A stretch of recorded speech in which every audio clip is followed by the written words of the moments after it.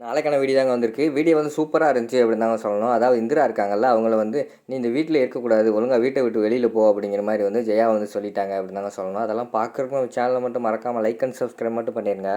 First எடுத்தோடனே கதிர் வந்து வாயை கொடுத்து மாட்டிக்கிறார்ல, அந்த இந்திரா மட்டும் வரலைன்னா நான் இந்நேரம் அந்த குழந்தைய கொன்னுட்டு அப்படிங்கிற மாதிரி சொன்னோடனே அதுக்கடுத்து அவருக்கு வந்து ரிலீஸ் ஆகுது. ஐயோ உண்மை உளறிட்டோமே அப்படின்னு சொல்லிட்டு காவியா வந்து கேட்குறாங்க, என்னங்க குழந்தைய கொன்னுட்டுன்னு ஏதோ சொன்னீங்க அப்படிங்கிற மாதிரி சொன்னோடனே, இல்லை அந்த குழந்தைய கொல்ல நினச்சவங்களை கொன்னுட்டு நான் வந்து குழந்தைய எப்படியா தூக்கிட்டு வந்திருப்பேன்னு சொன்னேன். அவள் வந்ததுனால வேணும்னே என்னை சுட்டுட்டா அப்படிங்கிற மாதிரி வந்து கதிர் சொல்கிறாங்க. இல்லைங்க, என் தங்கச்சி வந்து அப்படியெல்லாம் பண்ணியிருக்க மாட்டா, அவள் வந்து நல்லவ, ஏதோ துருன்னு இருப்பாளே தவிர அவருக்கு உங்கள் மேலாம் பாசம் இருக்குங்க, அவர் கண்டிப்பாக அப்படியெல்லாம் செஞ்சிருக்க மாட்டா அப்படிங்கிற மாதிரி சொல்கிறாங்க. நீ தான் உன்னோட தங்கச்சி வந்து நம்பிக்கிட்டு இருக்க, ஆனால் முன்ன மாதிரியெல்லாம் கிடையாது. இப்போ கலெக்டர் ஆகிட்டா சரியா? ஃபஸ்ட்டு அவளுக்கு அந்த வேலை கலெக்டர் வேலை, அதுக்கடுத்து நீ குழந்தையெல்லாம் கலெக்டர் வேலைக்காக அவள் என்னனாலும் செய்வா சரியா அப்படிங்கிற மாதிரி சொல்கிறாங்க. இல்லைங்க அதெல்லாம் கிடையாது, இந்திரா வந்து அப்படி கிடையாது, நீங்கள் என்ன சொன்னாலும் நான் நம்ப மாட்டேன் அப்படிங்கிற மாதிரி சொல்கிறாங்க. நீ நம்பலாம் போ, நான் உண்மையை தான் சொல்கிறேன், ஒரு நாள் பாரு உனக்கே உண்மை தெரியும், அப்போ நீ வந்து என்னை தேடி வருவ அப்படிங்கிற மாதிரி வந்து கதிர் சொல்கிற மாதிரி காட்டிக்கிட்டு இருக்காங்க. என்னதான் இருந்தாலும் நம்ம காவியாவோட மனசை வந்து லேசாக குழப்பி விட்ட மாதிரி காட்டுறாங்க. சரி எனக்கு பசிக்குது, சாப்பாடு எடுத்து வைப்பியா, இல்லைன்னா அதுவும் உன் தங்கச்சிக்கிட்ட பெர்மிஷன் கேட்கணுமா அப்படிங்கிற மாதிரி சொன்னோன்னே காவியா வந்து அதெல்லாம் இல்லைங்க நான் போய் சாப்பாடு எடுத்து வைக்கேன்னு சொல்லிட்டு போயிடுறாங்க அவங்க. அடுத்த சீனில் வந்து டைனிங் டேபிளில் உட்காந்து எல்லாருமே சாப்பிட்டுக்கிட்டு இருக்க மாதிரி காட்டிக்கிட்டு இருக்காங்க. நம்ம ஜெயா வந்து சாப்பிட்டுக்கிட்டு இருக்காங்க. அந்த நேரத்தில் வந்து நம்ம இவங்க வராங்க, அதாவது இந்திரா வராங்க. வந்தவொடனே அத்தை உங்களுக்கு என்ன வேணும் அப்படின்னு சொல்லிட்டு பழுமாற போகிறாங்க. இங்கே பாரு, நீ எதுக்கு இங்கே வந்த, நீ டைனிங் டேபிள் வர்றதே எனக்கு பிடிக்கல அப்படிங்கிற மாதிரி சொல்கிறாங்க. ஏன் அத்தை என்ன ஆச்சு அப்படிங்கிற மாதிரி சொன்னோடனே, நீ எனக்கு விஷத்தை வச்சுட்டேன்னா நான் என்ன பண்ணுறது அப்படிங்கிற மாதிரி வந்து ஜெயா சொல்கிறாங்க. அத்தை என்னத்தை என்னை போய் இப்படி சொல்கிறீங்க அப்படிங்கிற மாதிரி சொன்னோடனே, ஆமாம் என் பையனையே நீ சுட்டு கொல்ல பார்த்த, எனக்கு விஷம் வைக்க மாட்டேன்னு என்ன நிச்சயம், நீ தயவுசெய்து அங்கே தள்ளி போயிரு அப்படிங்கிற மாதிரி சொல்கிறாங்க. உடனே ராமச்சந்திரன் வந்து சொல்கிறாங்க, ஜெயா எதுக்கு அவன் மேலே அப்படி பேசுகிற, அவளே காலையிலேருந்து சாப்பிடாம இருக்கா, இந்திரா வாமா இங்கே உட்காந்து சாப்பிடுமா அப்படிங்கிற மாதிரி சொல்கிறாங்க. என்னங்க அவளுக்கு சப்போர்ட் பண்ணிக்கிட்டு இருக்கீங்க, அவள் நான் சொன்னதை கேட்க மாட்டேங்கிறா, அவளுக்கு என்ன நீங்கள் சப்போர்ட் பண்ணிக்கிட்டு இருக்கீங்க, காலையில் என்ன சொன்னேன், இந்த ஐஏஎஸ் வேலையை விட்டுட்டு வர சொன்னேன், ஆனால் அவள் அப்பயே வந்து சரி அத்தை நான் உங்களுக்காக விட்டுருவேன்னு சொல்லுவான்னு பார்த்தா அவள் இன்னும் சொல்லவே இல்லை. அதில் அவள் இந்த வீட்டில் இருக்கக்கூடாது, அவளுக்கு இந்த வீட்டை விட்டு வெளியே போக சொல்லுங்கள், அவளுக்குன்னு பாதுகாப்பு காரு வீடு எல்லாமே கொடுப்பாங்களா, அங்கே போய் இருக்க சொல்லுங்கள் அப்படிங்கிற மாதிரி சொல்கிறாங்க.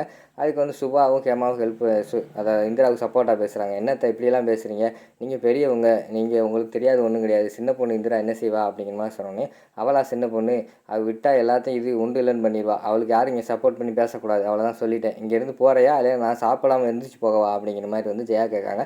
அத்தை நீங்கள் இருங்க நான் வேணா போயிடுறேன்னு சொல்லிட்டு ரூமில் உட்காந்து அவங்க படித்த புத்தகத்தெல்லாம் எடுத்து வச்சு நம்ம கௌதமோட ஃபோட்டோ பார்த்து அழுதுகிட்டு இருக்காங்க. அந்த நேரத்தில் வந்து ராமச்சந்திரன் வராங்க. வந்தோடனே மாமா என்ன மாமா வாங்க, நீங்கள் சொல்லி தான் நானே வந்திருப்பேன்ல அப்படிங்கிற மாதிரி சொன்னோம். இந்திரா சொல்கிறாங்க, இல்லைம்மா உங்ககிட்ட பேசுகிறதுக்காக தான் நான் வந்தேன், நீ வந்து ரொம்ப மனசு கஷ்டப்பட்டுருக்க, அதனால தான் உன்கிட்ட பேசணும், ஆறுதல் சொல்கிறதுக்காக வந்தேன் அப்படிங்கிற மாதிரி சொன்னோன்னே அந்த இடத்துல வந்து தேங்கி அழுக ஆரம்பிச்சிடுறாங்க. என்னம்மா அழுகிற அப்படிங்கிற மாதிரி வந்து ராமச்சந்திரன் கேட்காங்க.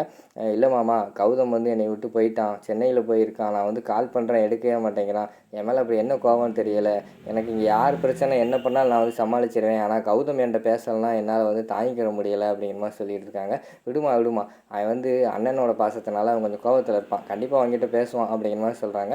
அத்தை வேறு வந்து ஐஏஎஸ் வேலையை போய் விட்டுட்டு வந்தால் தான் நீ இந்த வீட்டுக்குள்ளே இருக்கணும் அப்படின்னு சொல்கிறாங்க. இங்கே பாருங்க மாமா, நான் படித்த இவ்வளோ புத்தகத்தையும் நான் கஷ்டப்பட்டு படிச்சிருக்கேன், இந்த வேலையை விடுறதுக்காக நான் இப்படியெல்லாம் பண்ணேன் அப்படிங்கிற மாதிரி வந்து ஜெயா கேட்குறாங்க.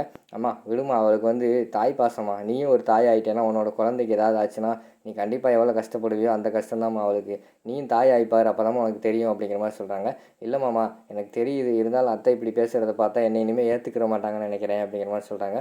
அதெல்லாம் ஒன்றும் கிடையாதுமா, அவளை நான் சமாளிச்சுக்கிறேன், என்ன இருந்தாலும் இந்த வீட்டு வாரிசை கண்டுபிடிச்சி கொடுத்தவன் நீ தான், அதனால் வந்து உன் மேலே கண்டிப்பாக அவளுக்கு பாசம் இருக்கும், அப்படி இல்லைனாலும் நான் அவளை கவனிச்சுக்கிறேன், ஆனால் கௌதமை கவனிக்கிறது உன்னோட பொறுப்பு, எப்படி என்னையை வந்து ஜெயா வந்து கைக்குள்ளே போட்டுக்கிறாள் அது மாதிரி நீ கௌதம் கைதுக்குள்ளே போட்டு போ, அப்போ தான் எதுனாலும் உன்னால் சாதிக்க முடியும் அப்படிங்கிற மாதிரி வந்து நம்ம ராமச்சந்திரன் சொல்கிறாங்க.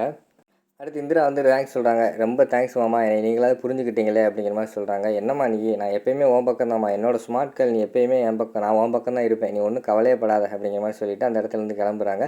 அப்போ வந்து இந்திரா வந்து கூப்பிட்றாங்க, மாமா உங்களுக்கு எவ்வளோ நன்றி சொன்னாலும் நான் வந்து தீராது மாமா, எனக்கு இப்படி ஒரு மாமா கிடச்சிருக்கு, நான் வந்து கொடுத்து வச்சுருக்கணும் அப்படிங்கிற மாதிரி சொல்கிறாங்க. அதெல்லாம் ஒன்றும் இல்லை இந்திரா, நீ வந்து நல்ல பொண்ணு, நீ சொல்கிறத கேளு, நீ வேலைக்கும் போ, வீட்லேயும் நல்ல மருமகளாக இரு, கண்டிப்பாக ஜெயா வந்து மாற்றலாம், நான் உனக்கு ஹெல்ப் பண்ணுறேன் அப்படிங்கிற மாதிரி சொல்கிறாங்க. ரொம்ப தேங்க்ஸ் மாமா அப்படின்னு சொல்லிட்டு இந்திரா வந்து ஆனந்த கண்ணீர் விடுறாங்க. அடுத்து வந்து ராமச்சந்திரன் வந்து போயிடுறாங்க.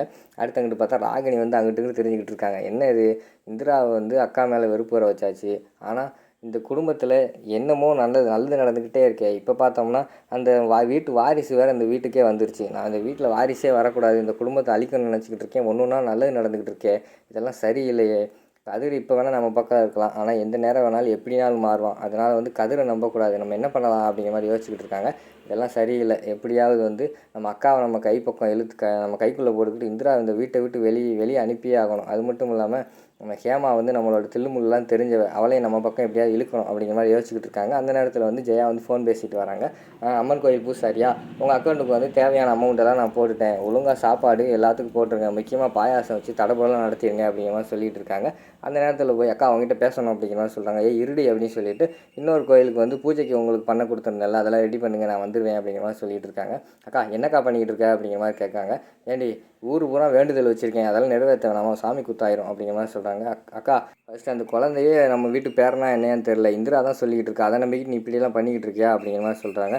அதெல்லாம் கிடையாது, கண்டிப்பாக என்னோட பேரனாக தான் இருப்பான் அப்படிங்கிற மாதிரி வந்து ஜெயா சொல்கிறாங்க. அக்கா அப்போ நான் அந்த இந்திரா என்னக்கா பண்ண போகிறேன் அப்படிங்கிற மாதிரி சொன்னோன்னே, என்ன இருந்தாலும் அவள் நம்ம வீட்டு பேரனை கண்டுபிடிச்சி கொடுத்துருக்கா, அவன் மேலே ஒரு பாசம் இருக்குது அப்படிங்கிற மாதிரி சொல்கிறாங்க.